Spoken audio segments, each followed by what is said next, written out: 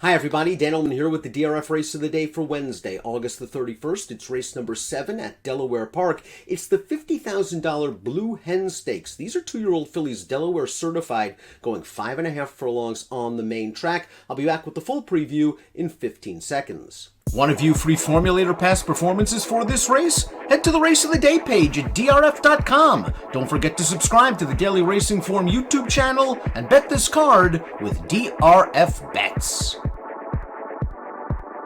Let's take a look at the field for race number 7, the Blue Hen, Wednesday's DRF Race of the Day. Please scan the QR code for Race of the Day access on your mobile devices. Trainer Jerry Robb has 3 of the 11 entrants, and as we take a look at the Timeform US pace projector, he's got the likely speed. Breaking on the far outside is the 11, Tappin' Josie. I have no arguments with Timeform US. This filly has shown good speed in her last 2 races. The 7, Shell Bell, the 8, Chicky Ness, has early speed as well. But for a big field of 2-year-olds, it's not like there are blazers in here. I agree with Timeform US. This might not be a red bar, fast-paced scenario. I think the pace will be fair for one and all, including the number 1, Larimore, one of the Robb trainees, breaking from the inside post. She was a debut winner at Pimlico, going 4.5 furlongs. I thought that was a very professional performance.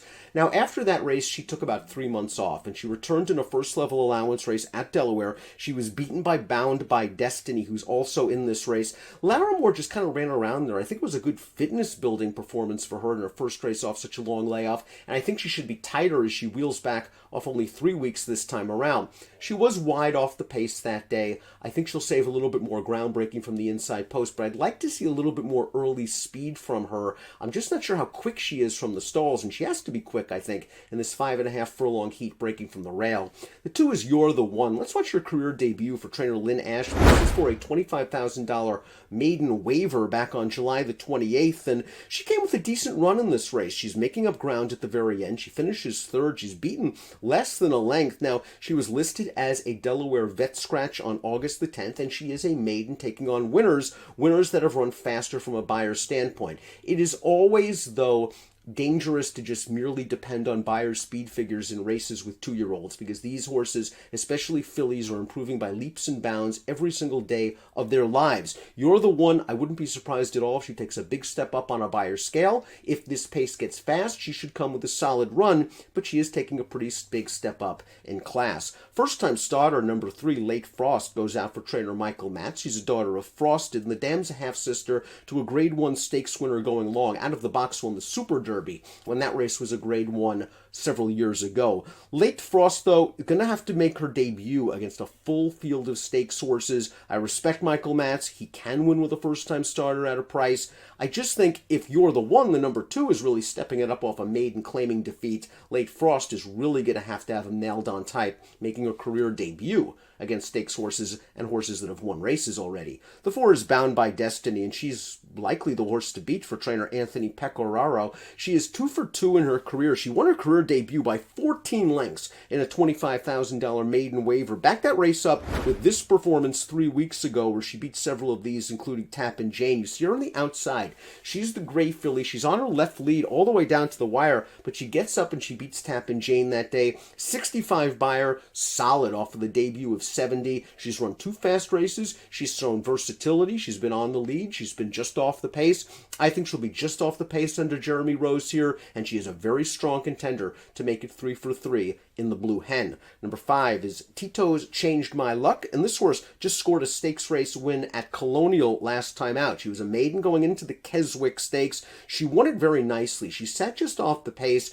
They went a solid clip that day, going 5 furlongs, 22-1 for the opening quarter, and she just inhaled these horses at close to 14-1 odds in the stretch. Now, her prior race at Delaware, she was very, very fractious before the race. She lost to Ryder. She was very, very green. It looks like she's slowly putting it together for a good horseman in Chuck Lawrence. Tito's Changed My Luck, I think, is figuring this game out very slowly. Now she just has to run faster. She only earned a 48 buyer in winning the Keswick. The 6 is Skylar's Sister, who was a debut winner at Laurel, going 5.5 on the turf. Now, she came from well off the pace to win that race. She overcame a lot of trouble to winning that race. That was a really good performance for a 2-year-old filly. 5.5 on the turf is a stamina-based turf sprint at Laurel Park. There's a second wire finish, and that stretch goes on forever. And maybe that helped Skylar's Sister overcome a little bit of that traffic trouble. She had time but she came with a good, strong rally. Dale Capuano is a very sharp horseman. I don't mind him at all moving from turf to dirt, and it just seems like Skylar's sister is a good fit. She is going to need to find position, because if she's going to have to come around or through 10 or 11 horses switching surfaces for the first time,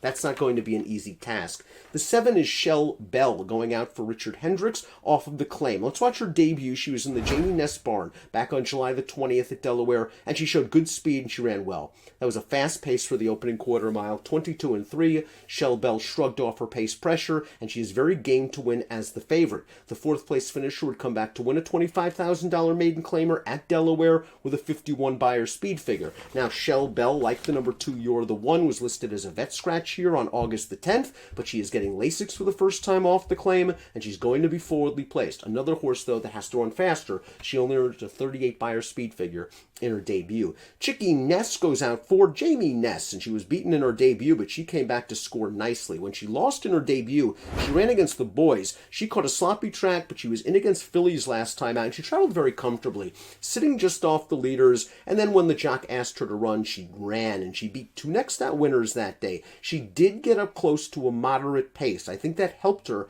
but she really improved from a Beyer speed figure standpoint. She seemed professional and solid putting those horses away in the stretch. She's yet to run on fast going. I'm not worried about that. Big Bullet workout half in 47 and change over the fast going 6 days ago. With her tactical speed and these top connections, 8-1 seems very fair on the morning line. The 9 is Cocktail Dreaming, the second of the 3 Jerry Robb trained entrants, a maiden winner 2 starts back at Laurel. She ran in the Keswick last time out. She was the beaten favorite that day. She got into a little bit of traffic. I'm not sure how much it affected her. She just has to run faster. She's run 4 races now, and after 4 races, her top Beyer speed figure is a 43. She seems like an early, precocious 2-year-old. She has a little bit of speed. I think they'll be happy to sit off it under Carol Cedeno. 10 is Boss Like Beth. Let's watch Boss Like Beth's last race. This race is at Parks. This is a first start against winners. She was a maiden winner 2 starts back. She ran okay in this race. She's down towards the inside. They didn't go very fast in this 4.5 furlong heat, and she sort of ran around there to finish 3rd. She's another one. She's run 5 times. She's never finished off the board. You have to laud her consistency thus far and the fact that she is hardy enough as a 2-year-old filly to have already started 5 times. Just has to run a little bit faster. I'd like to give the benefit of the doubt more to the very lightly raced horses, the horses that have run once for big Beyer improvement, than a horse like Boss Like Beth, who's already run 5 times. Tappin' Josie completes the field. We saw her finish second to Bound by Destiny. She showed some speed from the inside. She didn't break very well. She broke a little bit inside. She was hustled up by Xavier Perez, who's Jerry Robb's go-to rider, to make the lead. She showed good speed. She was down on the inside in the stretch. Bound by Destiny was on her left lead on her outside. Now, Perez was going left-handed in the stretch. He was very close to the inside. It looked like when he was trying to sort of encourage Tappin' Josie with the left-handed stick, the stick sort of would smack up against the rail, and maybe she didn't get enough out of Tappin' Josie with a 65 Beyer. It was a really good performance for her. Now she's going to have to do it breaking from the outside post. I think it's going to be better for her. Breaking from the rail might have been intimidating for her. I still think she's learning. When she turned into the stretch, she kind of drifted inwards toward the rail a little bit. I think breaking from the outside gives Perez a stride or two to let Tappin' Josie find her way, and then I think he's going to send her and try to clear her to the front. Perez is a very aggressive jockey. Her last race was solid. She seems to be going the right way. She's never been off the board from 3 lifetime starts. Before we get to my top selection, please click the subscribe button on the Daily Racing Form YouTube channel for all the latest DRFTV video offerings. Top pick time for the Blue Hen Stakes. I like speed horses, especially in 2-year-old races. I want to see Tappin' Josie show that speed from the outside. Yeah, she's going to have to take a little bit of a step forward if she's going to upend the 4 Bound by Destiny, who just nipped her last time out. But I think it's certainly possible, and I think she'll be a slightly better price. I'm going 11-8 in the $50,000 Blue Hen. It's our Wednesday DRF race of the day. Best of luck.